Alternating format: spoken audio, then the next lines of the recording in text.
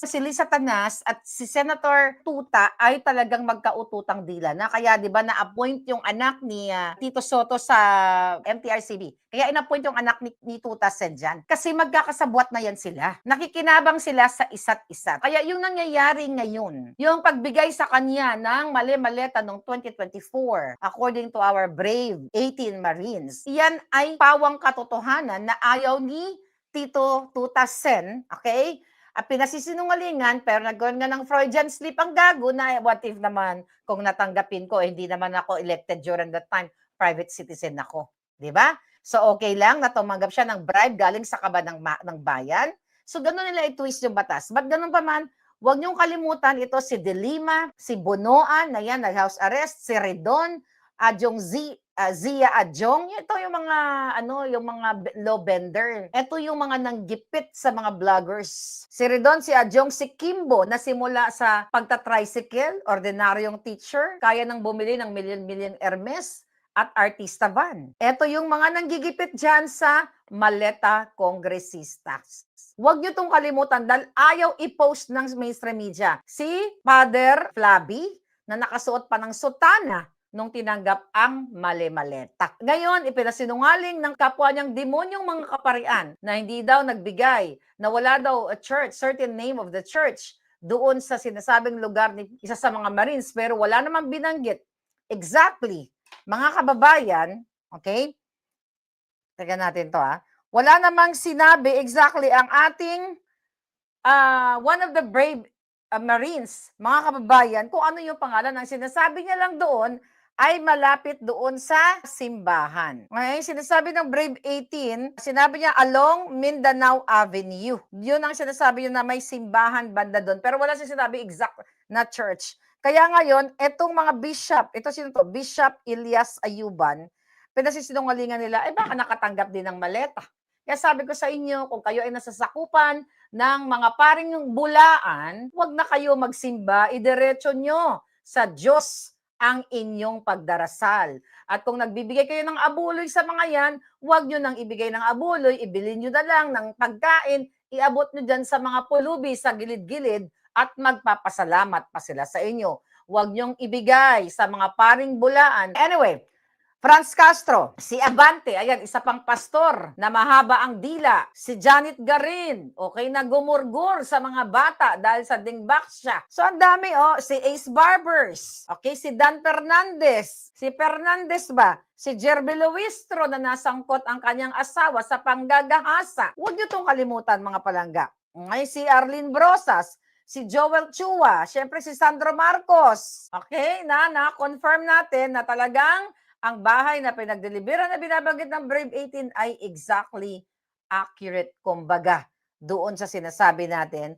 At huwag niyong kalimutan na ang lahat ng ipinaglalaban natin dito ay talagang puputulin o sisirain ng mga bayarang media at ng mga trolls ng mga bangag. Kitang-kita naman ang dalawa niyong mata na pumunta si John Vic Remulla doon para balandra ang katawan niyang supot para harangin ang Brave 18.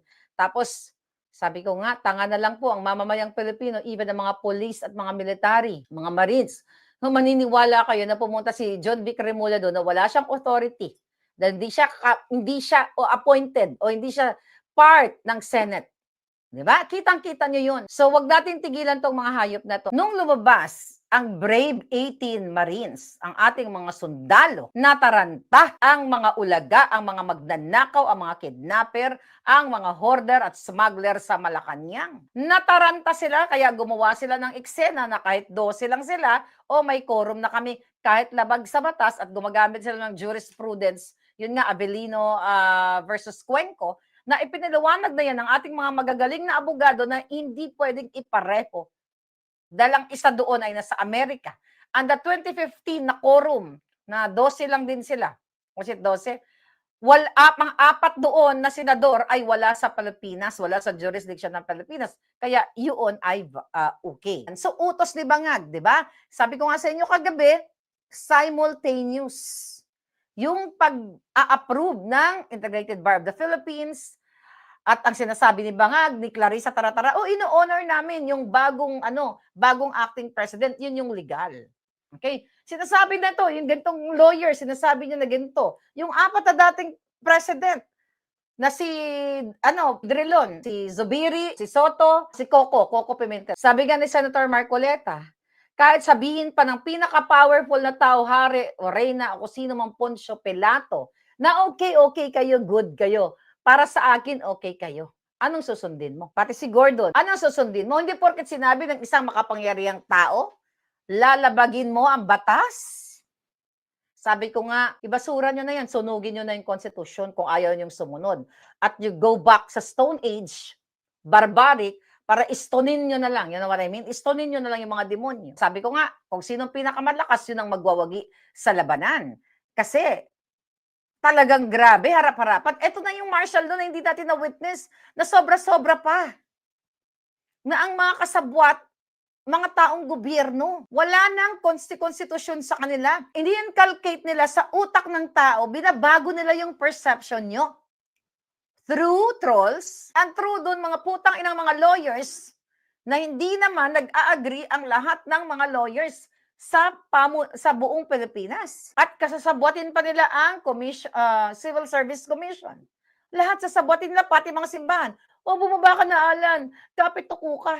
Putang ina nila, sino ang kapit tuko? Nung nagkaroon ng 13 at nahalal si Alan Cayetano, bakit hindi nila irespeto yun? Kasi nga, planado na nila, takot na takot sila na alabas yung sino ang tunay na mastermind at may plano talaga silang i-impeach si Inday Sara at may plano sila na bawasan at ang mga majority, originally, ikulong, takutin. Para pababain ang numero para magkuha nila yung 2/3 na nare-require ng batas, which is 16. Ngayon, gagawin nila, it's either gorgorin nila, or ikulong nila, isuspend nila, o dukutin nila, kasi desperado na ang mga demonyo. Yan mga kababayan. Hindi man tayo abogado lahat dito. Ang titignan natin dito, ang katotohanan.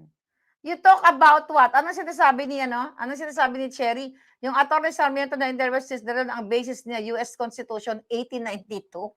Puta ngayon, babalik tayo sa 1892. Sabi ko nga, sunugin na yung 1987. Constitution na yan, mga kababayan. So, ang gagawin kasi na, yes, tama ka dyan, Edgar 80831, iko-contempt lang ng red ribbon niya mga Marines at harassment. Pati NBI, mahirap baka magkagulo. Totoo yan.